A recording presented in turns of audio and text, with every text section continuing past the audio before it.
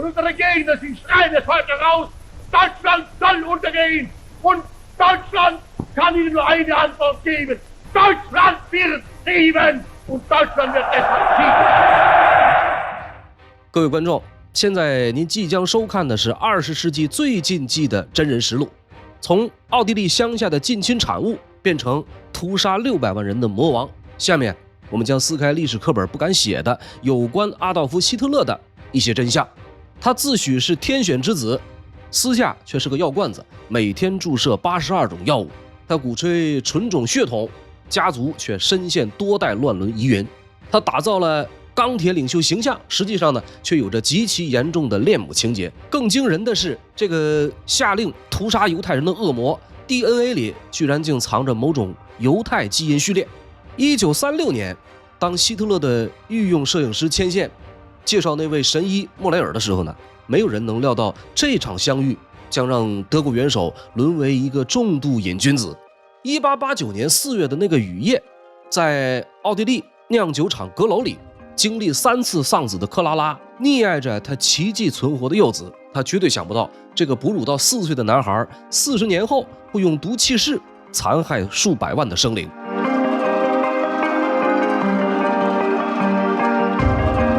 当暴君父亲的马鞭抽碎童年，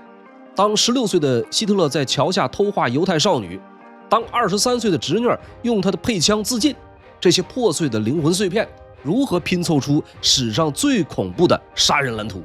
本期节目信息来源参考了希特勒的牙齿鉴定报告、情妇日记解密档案、美国军方的调查分析报告、苏联克格勃封存了数十年焦尸检验记录。接下来的40分钟请跟随我一起了解一下有关希特勒的诸多未解之谜。当恶魔摘下面具，从镜中映出的竟是全人类最不敢面对的黑暗倒影。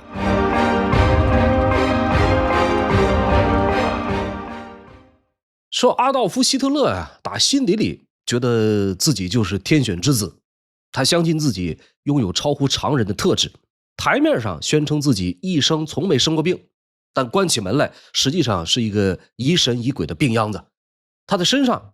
本来藏着个要带进棺材的秘密，等到2战打到德国被反推的那个年头，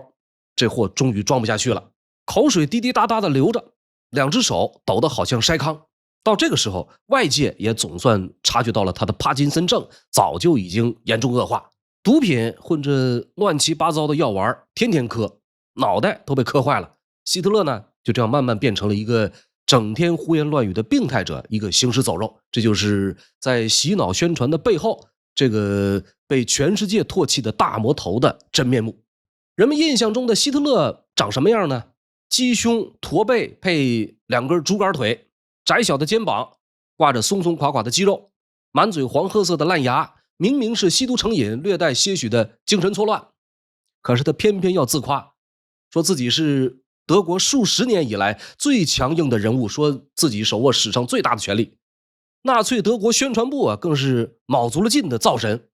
把这么个魔头包装成了一个不知疲倦的为人民无私奉献的领袖，一个不抽烟的素食主义者。其实他的公众形象很多都是虚构的，演出来的。身体倍儿棒，积极阳光，这是一个能够有效提升元首权力的宣传信息。纳粹党为了围绕希特勒建立狂热的个人崇拜，精心设计了一整套的外宣方案，硬生生把它包装成了养生达人，整天宣传希特勒生活多么节制，不喝酒也不吃肉，天天遛狗，呼吸高山上的清新空气。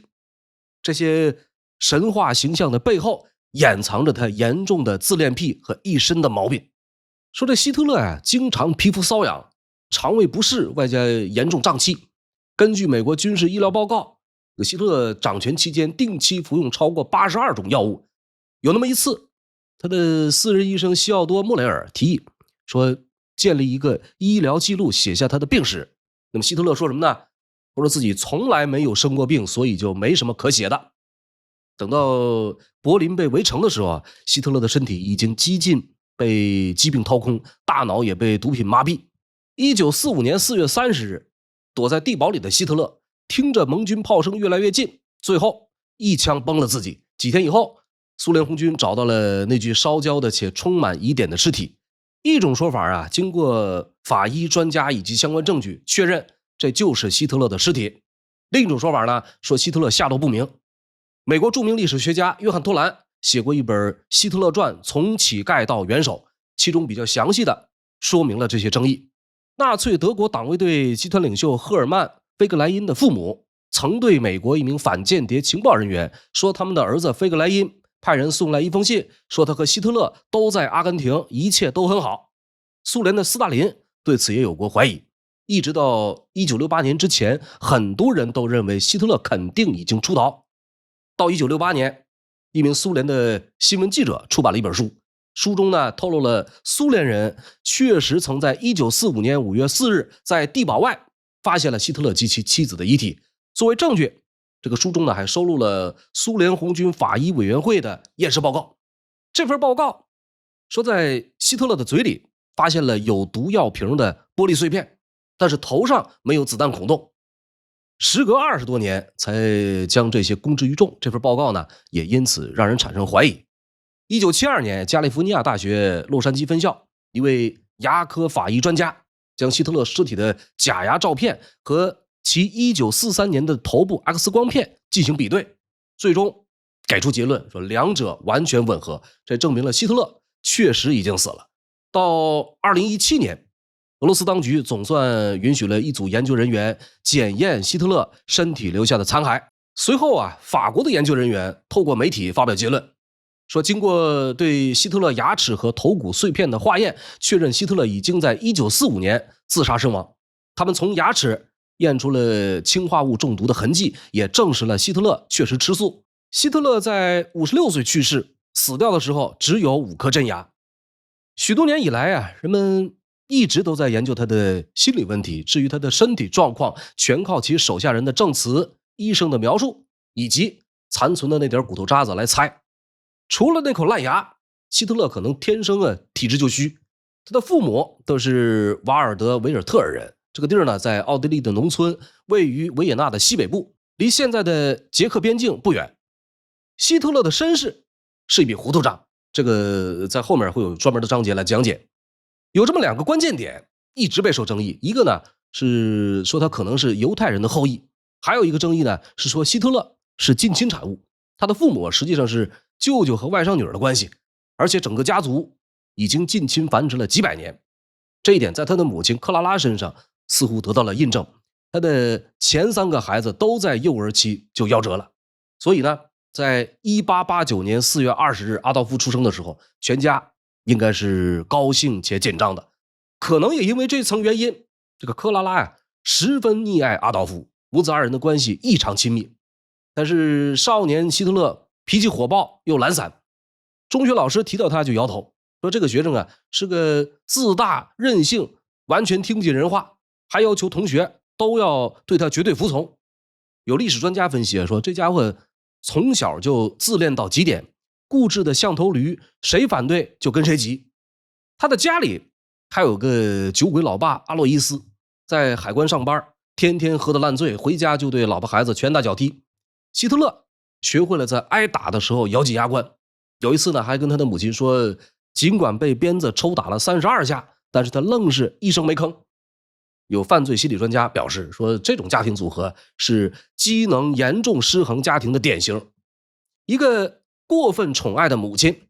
加上一个冷漠、刻板、暴力的父亲，这就跟很多连环杀手的情况一样，他们和母亲的关系格外亲近，同时和父亲的关系又很疏远。1903年1月3日，阿洛伊斯喝酒喝到心脏病发暴毙。这一年呢，希特勒才14岁。4年以后，他的母亲克拉拉得了乳癌也走了。希特勒面对母亲的离世，经受了极大的精神打击。一个名叫爱德华·布洛赫的犹太裔家庭医生回忆说，从没看过有谁像希特勒一样在葬礼上哭得那么惨。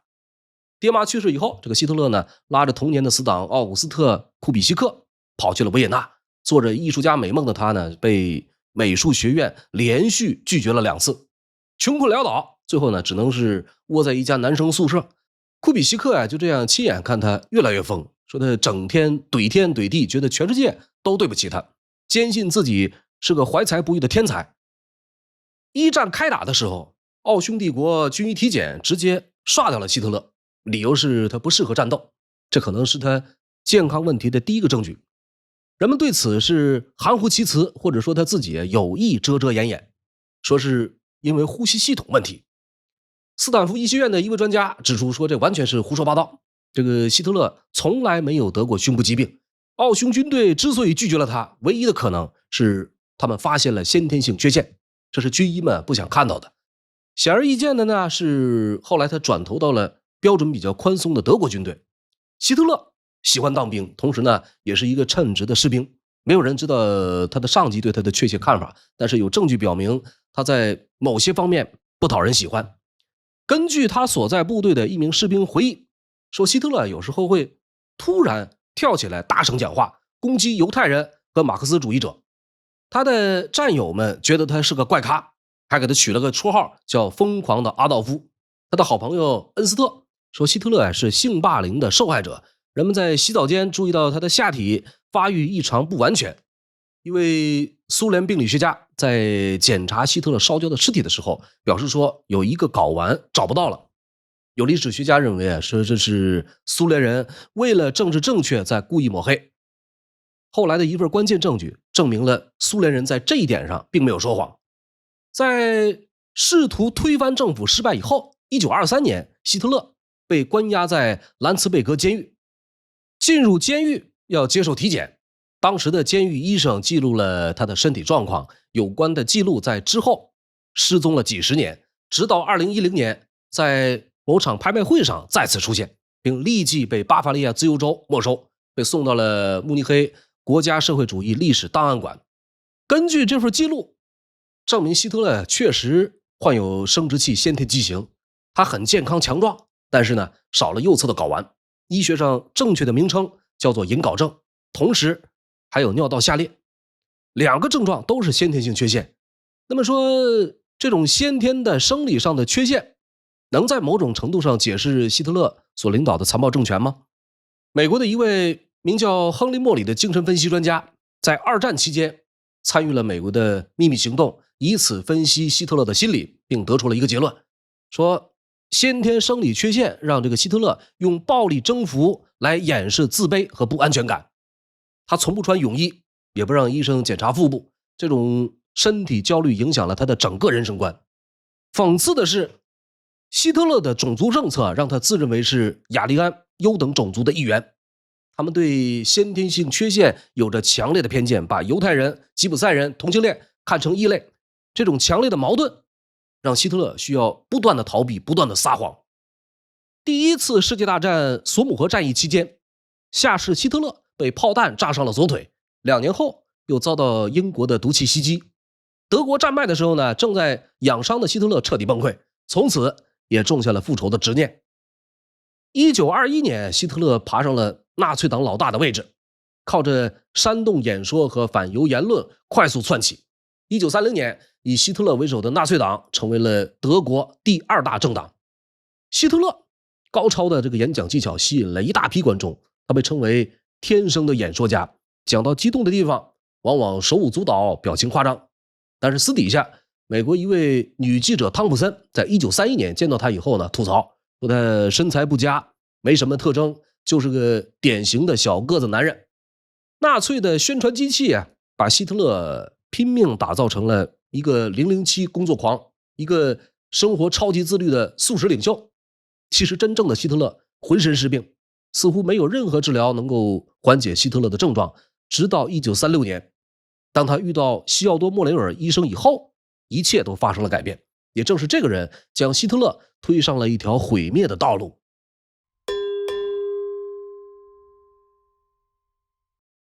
希特勒跟莫雷尔这一对医患组合是在1936年慕尼黑碰头的。他们有个共同朋友叫霍夫曼，这人呢是希特勒的专属摄影师。那么当时的希特勒跟莫雷尔大吐苦水，说他自己胃痛好多年都治不好。莫雷尔呢就搬出了他的偏方疗法。照他的说法希特勒的胃病是肠子整个虚掉了，用维生素跟益生菌就能搞定。没想到希特勒吃这套呢，还真就觉得有效，从此就跟莫雷尔以医患关系绑定在了一起，整整9年，直到希特勒自杀前几天才散伙。希特勒呢是越来越离不开莫雷尔，没有这位医生在旁边盯着，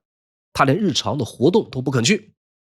希特勒不知道的是，这个莫雷尔在治疗过程中偷偷加了料，用了人类肠道中提取的某种微生物。如果这个希特勒知道他在吃别人肠子里边的东西，估计能直接气撅过去。照理说呢，这个莫雷尔作为职业医师，有着博士学位和丰富的从业经验，可实际上莫雷尔是个不折不扣的蒙古大夫。希特勒的另一名私人医生卡尔·伯兰特就曾经警告我说，莫雷尔开的激素加维生素的鸡尾酒疗法可能会导致中毒。但是希特勒完全听不进去，还放话说对莫雷尔有十足的信心，并且会严格遵循他的处方。从此莫雷尔天天给希特勒打针。这个希特勒呢睡得很晚，经常是上午11点起床，一醒来穿着睡衣卷起袖子就开始让莫雷尔打针，然后才开始迎接新的一天。最开始的头4-5年打的还算正常，主要是维他命针。这时候希特勒呢已经养成心理的依赖，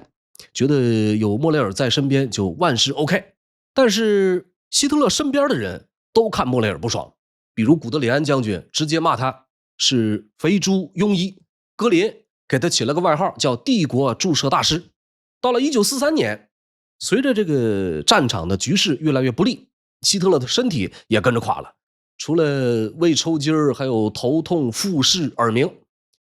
希特勒的私人秘书特劳德·琼格回忆说，这个希特勒变得越来越依赖莫雷尔，每天莫雷尔都会亲自前来，一如既往的给希特勒注射神奇针剂。根据莫雷尔留存下来的医疗日记，我们发现他用了超过90种不同药物，里边有10几种都是猛药，什么来自公牛睾丸的激素，现在已经被认定为毒品的安非他命。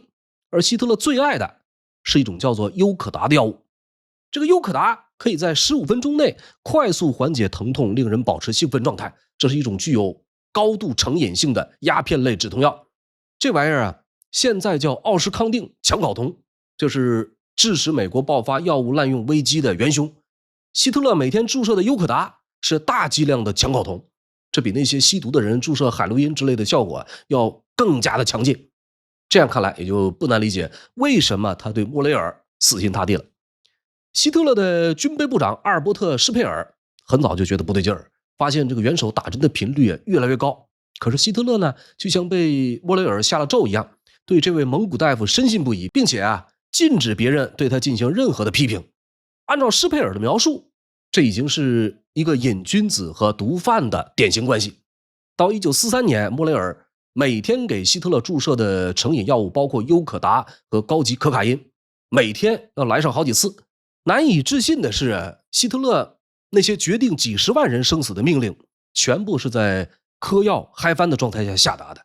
也是从1943年开始，希特勒呢被药效反噬，开始发抖，皮肤蜡黄，脑袋时好时坏。说是莫雷尔害他上瘾，还是他自己无法自控要吸毒，已经搞不清楚。莫雷尔呢，在无形中还帮助这个英国情报部门干了一件大事。这英国人想要暗杀希特勒，后来发现莫雷尔早就替他们下了手，说这种活在毒品幻觉里的领导人迟早会把国家带向毁灭。英国人呢就乐不得看着这个希特勒继续堕落，所以也就终止了刺杀计划。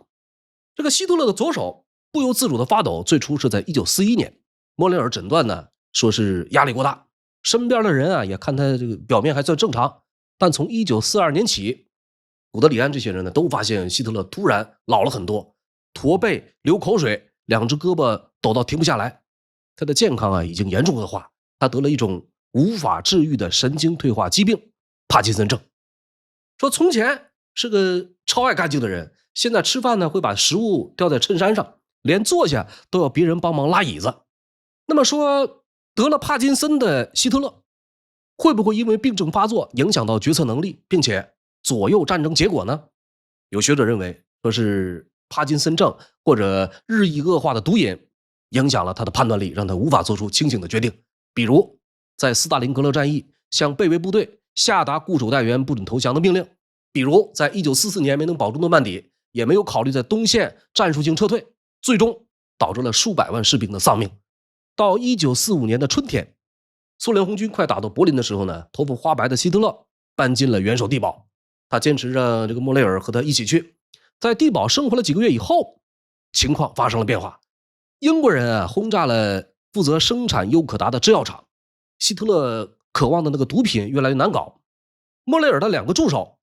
骑着摩托车跑遍柏林的药房，仍然找不到药。那么希特勒呢，在这个时候开始出现戒断症状，变成了一个暴躁易怒的瘾君子。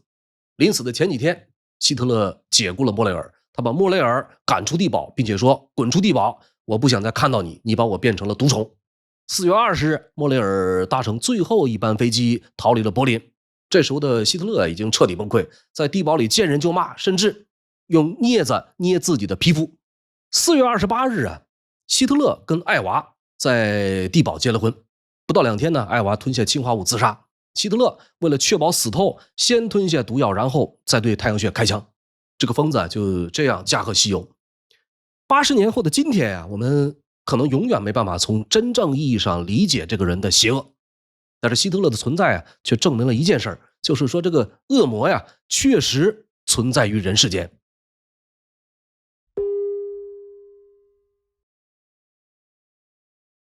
说2017年，奥地利的有关部门在风景如画的布劳瑙没收了一栋具有历史意义的3层建筑，他们计划把这里改建成警察局，并希望以此断掉那些狂热的新纳粹分子前来朝圣的念头。在2战已经结束了70多年的时候，仍然有人为之狂热，纳粹的可怕影响的深远由此可见一斑。咱们接着说回这栋3层小楼，这个小楼很不简单。1889年的4月20日，希特勒就出生在这里。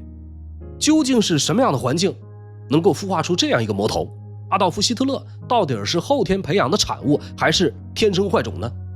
光是问这个问题就很危险，很多人强烈反对探究希特勒的起源。人们最害怕的是找到了他的邪恶根源，可能会让人有理由帮他开脱罪名。也有人认为坚持搞懂希特勒的心理有着至关重要的意义，因为谁也没有办法保证永远不会出现下一个希特勒。成年以后的希特勒用谎言甚至杀人灭口来掩盖其家族的黑历史，但是过分溺爱的母亲外加一个野蛮暴力的父亲，早就把他的世界观搞到扭曲。这个希特勒死命压住这些黑料，精心打造了一个完美成长经历的人设，并希望有关他的神话永远流传下去。1938年欧洲快要开战前，希特勒盯上了奥地利一个叫做德勒斯海姆的村庄，这里是他的父亲阿洛伊斯的出生地，也是很多亲戚的故居。元首一声令下，德军直接把这个整个村子改成训练基地，赶走居民，把城镇夷为平地，捎带脚还一并抹去了希特勒家族历史的所有痕迹。那么希特勒到底想要隐藏什么黑暗的秘密呢？可以说这家伙对个人隐私和公众形象几乎控制到了病态，绝不允许消息外泄或者其他版本流传。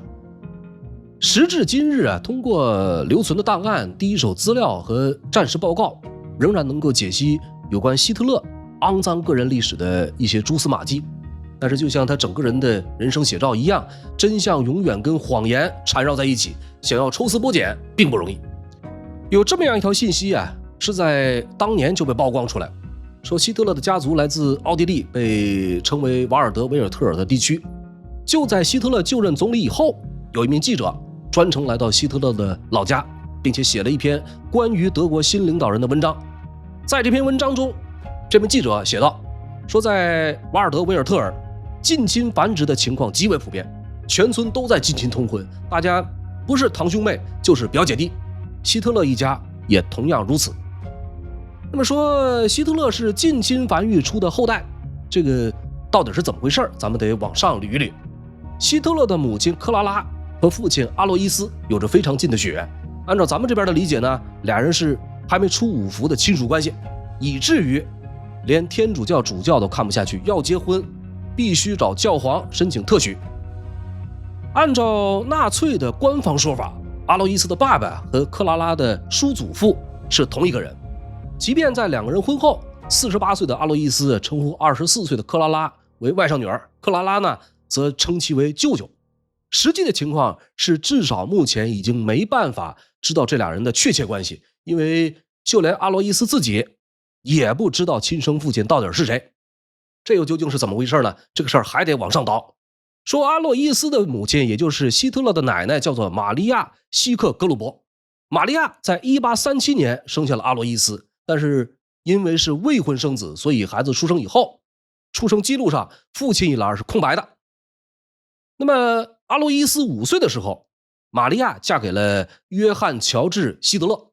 在这个继父去世以后，阿洛伊斯继承了希德勒的姓氏，并将其拼写为希特勒。从此以后，阿洛伊斯·希克格鲁伯变成了阿洛伊斯·希特勒。虽然官方文件说约翰·乔治·希德勒是阿洛伊斯的父亲，但是不少历史学家都认为这就是个幌子。约翰·乔治很可能是个背锅侠，真实的目的是为了他已婚的哥哥打掩护。这个哥哥叫做约翰·尼波穆克·希德勒，被认为是阿洛伊斯的亲生父亲，同时也是克拉拉的外祖父。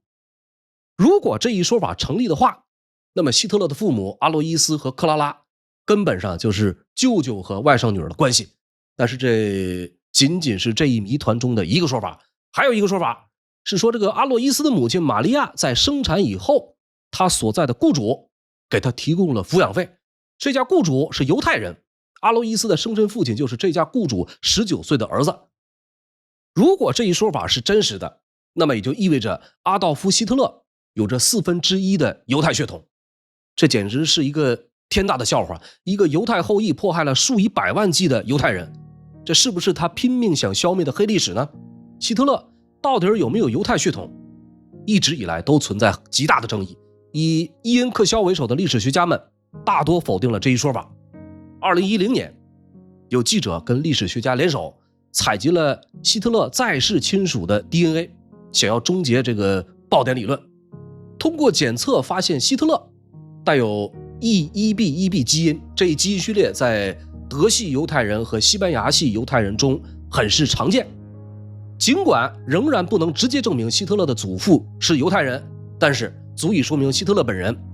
并非他自己渴望成为的纯种雅利安人。所有的纳粹成员都痴迷于血统出身，这对他们来说甚至比命还要重要。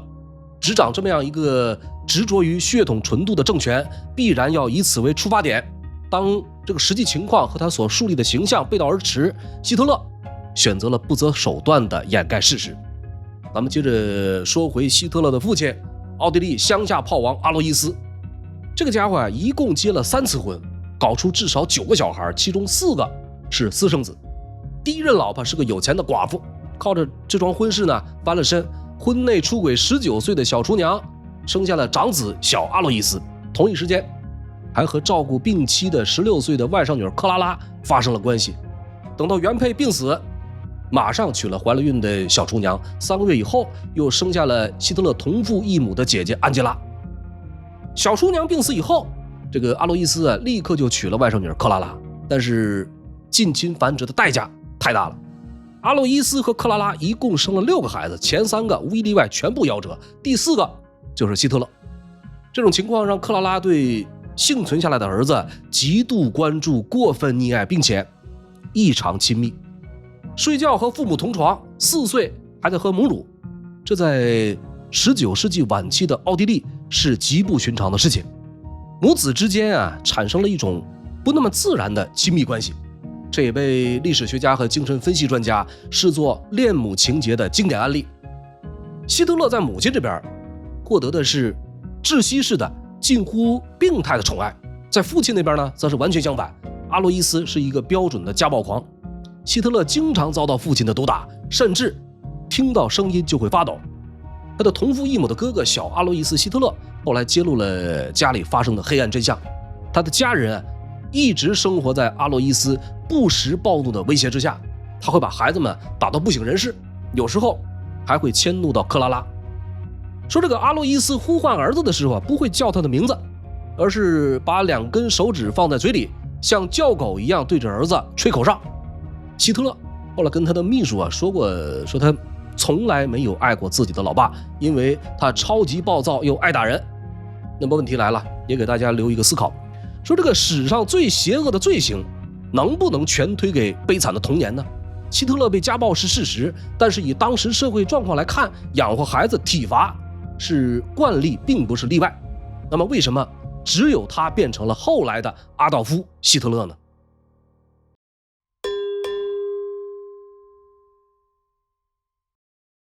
希特勒有严重的恋母情节，这结论最早是美国得出的。1943年，美国政府针对希特勒专门组织人手展开调查分析，其中有一份名为《希特勒精神分析》的机密报告，由著名的精神分析专家沃尔特·兰格撰写。这份报告极为详尽，对希特勒一些最亲密的亲信和伙伴调查采访，报告长达1000多页。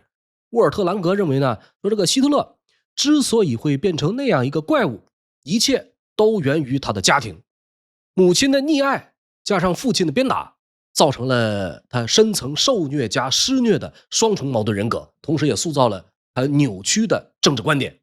这份报告还指出啊，在职业生涯早期，希特勒曾向一系列年长女性寻求母性支持和情感援助。这些女性声名显赫且人脉广阔，她们给希特勒帮了大忙。其中最著名的是海伦·贝希斯坦，她的丈夫呢是贝希斯坦钢琴公司的老板。海伦为这个希特勒添置新衣服，并且训练他的社交礼仪，把他介绍到巴伐利亚的上流社会。当权力稳固以后，希特勒的肮脏家史再次以惊人的方式呈现出来，他把目光投向了他17岁的外甥女儿格丽·巴劳尔。据说啊，这是希特勒除了自己母亲以外唯一爱过的女人。格丽的母亲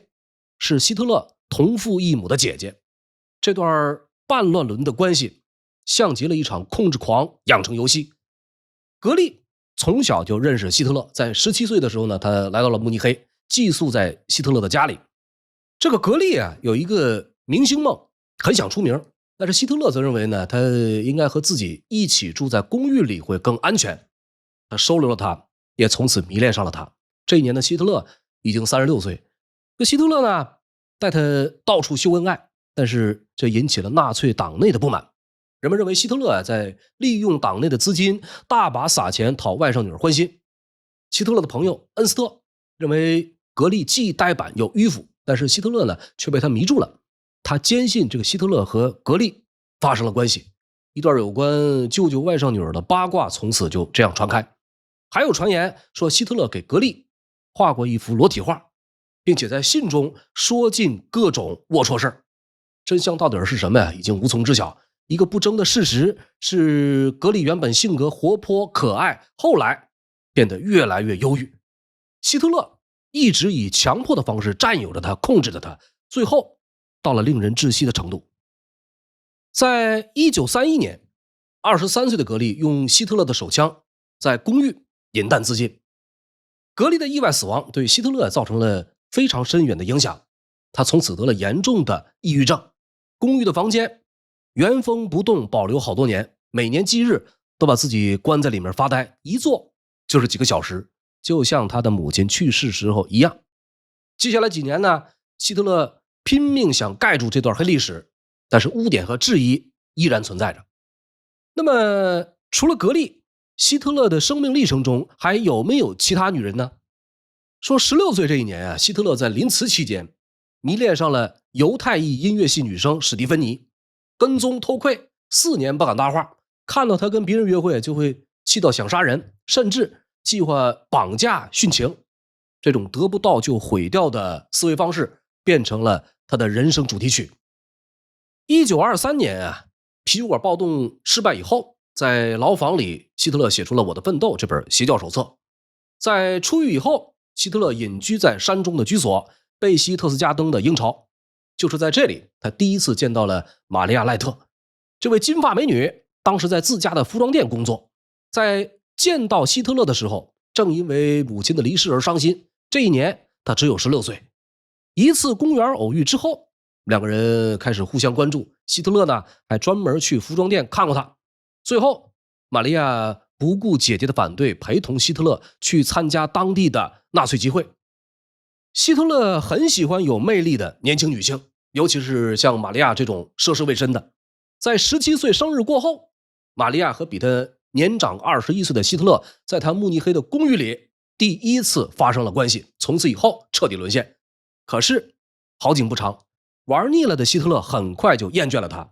玛利亚呢，最终用晾衣绳绑在自己脖子上，想要自杀。好在他的哥哥及时发现，才没有酿成恶果。和希特勒有关的所有女性的悲剧故事中，最经久不衰的是艾娃·布劳恩的故事。希特勒在1929年第一次见到艾娃，当时他的外甥女儿格丽还住在他慕尼黑的公寓里。说艾娃·布劳恩比这个格丽更年轻，个性开朗，尤其喜爱从事体育活动，又对摄影满怀热情，金发碧眼，笑容甜美，无论从年纪还是气质，都很难和恶名昭彰的希特勒联想到一起。17岁这一年，他开始为纳粹官方摄影师霍夫曼工作，也因此结识了和他相差23岁的希特勒，并且逐渐发展成了恋爱关系。但是当时的很多人都不知道两人的秘密恋情。艾娃呢，长期居住在阿尔卑斯山的一所别墅，直到二战结束，他们的恋情才被德国民众知晓。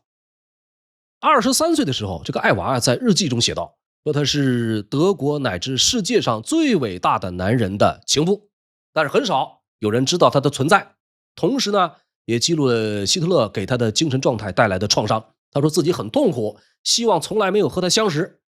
刚开始交往的时候，希特勒会带他出去吃饭，然后整晚都不和他说话。在晚宴结束的时候呢，会塞给他一个装钱的信封，这让艾娃的内心很是沮丧，感觉自己就像是一个妓女一样。在艾娃的日记中有一段令人震惊的记录，她的精神状态已经到了崩溃的边缘，计划吃下35片安眠药。她确信这个药量足以杀死自己。1945年的春天，